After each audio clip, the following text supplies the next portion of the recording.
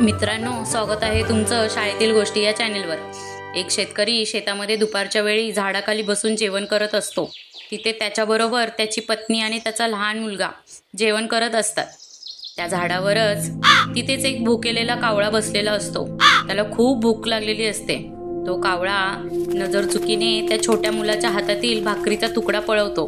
भाकरीचा मोठा तुकडा तोंडात धरून कावळा उडाला। तो एका उंच झाडावर जाऊन बसला। ते पाहून एक कोल्हा त्या झाडाखाली गेला आणि कावळ्याच्या तोंडातला भाकरीचा तुकडा त्याला मिळावा म्हणून कपटाने त्याच्या सौंदर्याची तारीफ करू लागला।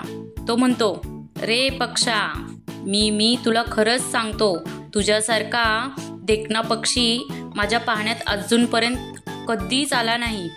तुझे पिसे काय सुंदर, किती कोमल, आहा, तुझ्या शरीराचे तेज किती वर्णू, तुझ्या अवयवांच्या ठेवणीकडे तर पाहतच राहावे असं वाटतं। तुला इतके सर्व अनुकूल आहे, त्यावरून तुझा शब्दही तसाच चांगला असेल असे मला वाटते। तो जर खरोखरच गोड असेल तर मग तुझी बरोबरी कोणीच करू शकत नाही।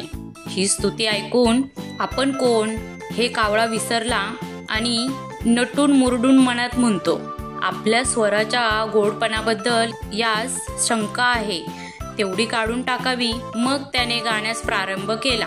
तोंड उघडताच त्यात धरलेला भाकरीचा तुकडा खाली पडला। तो भाकरीचा तुकडा घेऊन कोल्हा त्या कावळ्याच्या मूर्खपणास हसत हसत चालत गेला। आपल्या खोट्या प्रशंसेला भुलून जे लबाडाच्या नादी लागतात ते शेवटी बहुत करून फसतात।